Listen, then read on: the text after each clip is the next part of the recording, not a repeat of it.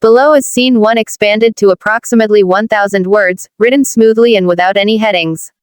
Dash dash dash. The morning light had not yet fully broken through the thick haze of snow blanketing the city when the elevator doors slid open on the 32nd floor of Sterling Corp.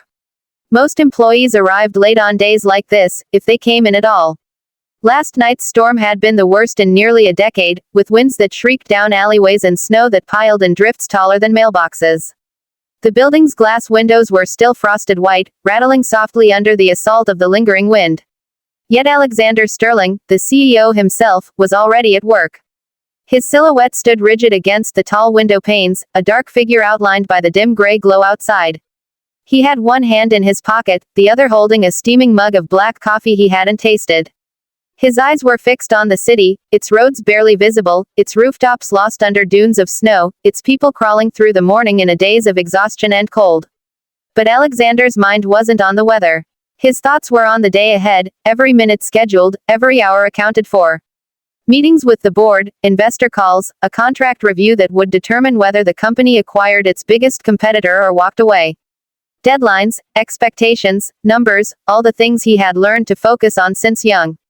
Emotions, he had long ago decided, were a distraction. He sighed, rolling his shoulders once. His staff would trickle in soon. The day would begin. The machine would turn again. He didn't notice the lobby doors downstairs open quietly. He didn't see the small figure slipping past security with hesitant footsteps. It wasn't until the receptionist's startled voice echoed faintly across the floor that Alexander half turned. "Sweetheart, wait, where are your parents? Are you lost?" Alexander looked toward the source of the voice. And froze. A little girl stood at the far end of the room, just past the hallway that led to the elevators. Her coat, once pink, was dusted with snow that had not yet melted. White flakes clung to her hair like fragile crystals. Her boots were soaked, her backpack sagging from one strap as if it had been dragged through half the city. Her cheeks were flushed red from cold, and her lips trembled with every small breath.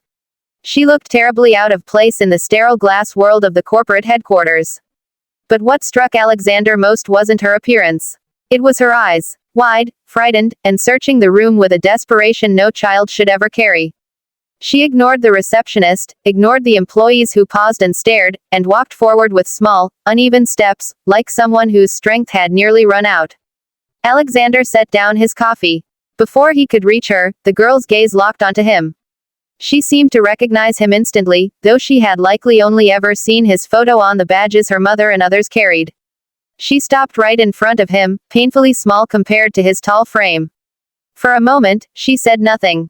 Her chest rose and fell quickly, as if she had been running for a long time and only now realized she could stop. Then she looked up. "Sir," she whispered. Her voice cracked. Alexander lowered himself to one knee without thinking, bringing his eyes level with hers.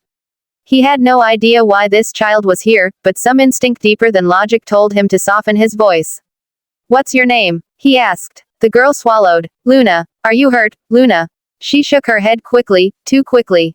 And before Alexander could speak again, her small hands reached inside her coat pocket. She pulled out something crumpled and held it out to him with trembling fingers. It was an employee ID badge. Alexander took it gently, smoothing it out. The photo showed a woman in her early 30s, dark hair pulled back, soft eyes, a tired smile. The name beneath the picture read, Maria Alvarez. Alexander's chest tightened. He knew Maria, not well, but enough to remember her kindness. She worked the night shift cleaning the executive floors. Always polite, always apologizing unnecessarily for doing her job, always moving quietly so as not to disturb anyone. He remembered the way she smiled whenever someone greeted her, rarely, since most people didn't. He remembered how she once stayed late during a system outage to make sure the dark hallways were safe. He remembered that she always talked softly about, "my little girl." Luna's hands twisted together nervously as she watched him examine the badge. "My mom didn't come home last night," she whispered. The words were so soft he barely heard them. Alexander felt the room fall silent. It was as if the building itself had stopped breathing. Luna continued, her voice trembling. "She always comes home after work. Always. She tells me when she'll be late, even if it's just 10 minutes. But yesterday, she didn't come back." Alexander's heartbeat quickened. "Did you call anyone? The police? A neighbor?" "She doesn't have anyone. Just me." Luna's chin wobbled. "I waited all night. But she didn't come. I got scared. I thought I thought maybe she never left your building. Alexander suddenly became aware of the receptionist, 2 assistants, and several staff members watching in stunned confusion. But he didn't care about them. His world had narrowed to this shivering child and the fear balancing on her small shoulders. He asked quietly, Luna, how did you get here by yourself? I walked. In this storm. She nodded, wiping her nose with the back of her sleeve. Mama told me never to walk far alone. But she also told me that if anything ever happens to her, I should find someone who can help. And you're the boss. Alexander felt something twist sharply inside his chest, something he hadn't felt in years. A painful flicker of guilt. Responsibility. Humanity. He stood slowly, the ID badge clenched in his hand. His voice came out firmer than he intended. Everyone, listen up, he said without looking away from Luna. Clear my schedule. Alert security. I want every camera from last night checked immediately. A ripple of shock went through the employees. The CEO had never spoken like this, urgent, emotional, commanding with a raw edge in his tone. But Alexander wasn't finished. He reached for his coat, shrugging it on with quick, purposeful movements. To the astonishment of everyone watching, he carefully lifted Luna into his arms. She weighed almost nothing, too light for a child her age. He tightened his hold around her as the building doors slid open. A violent blast of cold air surged in, sweeping across the polished floor. But Alexander didn't slow. He didn't think about shareholders, meetings, or responsibilities waiting upstairs. All he could think about was a woman who had worked through the night in his building, and never made it home. He stepped outside into the storm, snow crunching under his boots. Luna pressed her face against his shoulder, clutching the fabric of his coat. Don't worry, Alexander murmured, more to himself than to her. We'll find your mother. And with the wind howling and the city drowning in white, the CEO of Sterling Corp disappeared into the blizzard, carrying a little girl who had come to him as a last hope. Below is scene 2 expanded to approximately 1,000 words, written smoothly and without headings. The city looked nothing like the bustling powerhouse it usually was. The storm had turned it into a silent, white wasteland, streets buried, cars abandoned, wind howling like a living creature clawing at the world. Every gust sent a spray of snow whipping sideways, stinging the face like a slap. But Alexander Sterling pushed forward through it all, Luna held tightly against his chest as he carved a path through the knee-deep drifts. Her small hands clung to his coat, her forehead pressed against his shoulder. He could feel her shivering through the layers, each tremble sharp enough to cut into his composure. Almost there, he murmured, though he didn't yet know where, there was. All he knew was that Maria Alvarez had left the building sometime after her shift ended, and never made it home.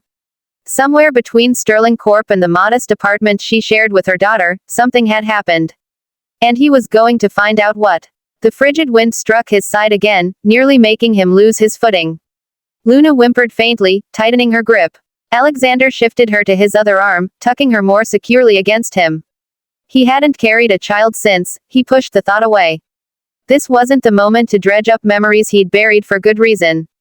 Tell me again, he said loudly enough for her to hear over the storm. Where does your mom usually go after work? Luna lifted her head slightly, her voice barely above a whisper but full of certainty. She takes the bus from 5th Street, the big green one.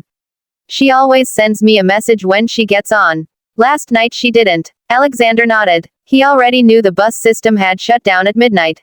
The emergency notice had gone out across the city, non-essential travel suspended. For most people, that meant staying home. But for someone like Maria, who worked the late shift cleaning offices for people who barely noticed her existence, staying home wasn't an option.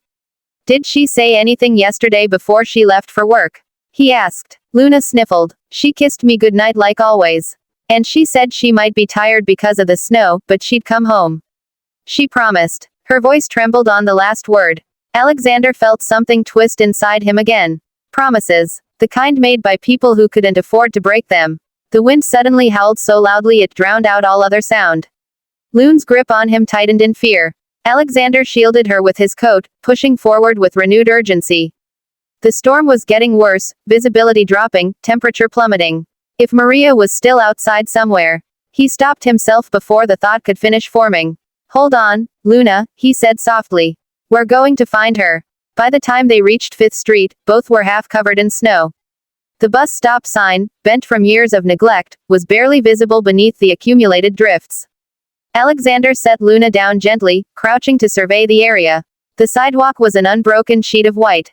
Snow piled up against storefront doors.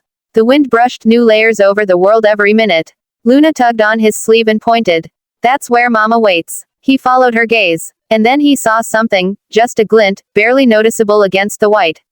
A small silver shape half buried in snow near the curb. Stay close, he said quickly, stepping toward it. His hand brushed away the top layer of snow. A keychain. A small silver moon charm. He recognized it instantly, not from its value, but from the way Maria had once touched it while talking about her daughter. My Luna is my little moon, she had said with a shy smile. He held it up for the girl to see. Luna gasped, her eyes going wide. Mama's. She never goes anywhere without it. Alexander slipped the keychain into his pocket. Which direction would she walk from here? Luna pointed again, this time. Toward the river. That way. We live near the bridge. Alexander felt a cold that had nothing to do with the weather settle over him. The river path was dangerous even in good weather, slippery, narrow, poorly lit. In a snowstorm, it was practically a death trap. He took Luna's hand. We're going. The deeper they walked toward the river, the harsher the storm became. The wind funneled between buildings, catching in his coat and nearly wrenching him off balance. Luna stumbled more than once, but Alexander lifted her before she could fall. Just a little farther, he told her, though he couldn't see more than a few feet ahead. The world blurred into white and gray, the only solid things the child's hand in his and the pounding of his own heartbeat. Finally, the outline of the river bridge came into view, dark, looming, half erased by blowing snow. And then he saw it. A shape. Something slumped near the railing, unmoving. Alexander stopped dead in his tracks. Even through the storm, his instincts screamed. He lifted Luna into his arms again. What is it? She asked, tears already forming. He didn't want to answer until he knew. But her voice broke into a panicked cry. Mama, Mama. She squirmed to get down, but he held her tight and rushed forward. The closer he got, the more the shape resolved into a human figure, half buried under snow, curled in a way that spoke of exhaustion and cold beyond endurance. Alexander's throat tightened painfully. He dropped to his knees beside the figure, brushing snow away with frantic hands. It was Maria. Her face was pale, lashes crusted with frost. Her hands were curled against her chest as if she'd tried to shield herself. Her lips were tinged blue. She wasn't moving. Luna let out a broken scream. Mama. Alexander pressed 2 fingers to Maria's neck. For one terrible second, nothing. Then, a pulse. Faint, thread-like, but there. He released a shaky breath. She's alive. Maria's eyelids fluttered weakly. She looked like a woman pulling herself back from a far, cold place. Her gaze drifted unfocused until it landed on Luna's face. El Luna, she whispered, voice nearly lost to the wind. Her daughter clung to her, sobbing into her coat. Mama, I found you, please wake up. Alexander wasted no time. He tore off his own coat and wrapped it around Maria, pulling her into his arms. She was frighteningly light, frighteningly cold. He stood, holding her bridal style, Luna gripping his sleeve. You're going to be okay, he said, more command than reassurance. Both of you. The walk back to the city center felt endless. Every step was a battle. The storm pushed against him, but he tightened his arms around Maria and Luna and trudged forward with a determination that surprised even himself. By the time he reached the nearest urgent care clinic, the nurses were already rushing outside, alerted by the sight of a man carrying 2 frozen figures through the snow. Maria was taken from his arms gently, carefully. Luna refused to let go of her mother's hand even when they tried to separate them. A nurse finally bent down and said kindly, "She'll be right here, sweetheart.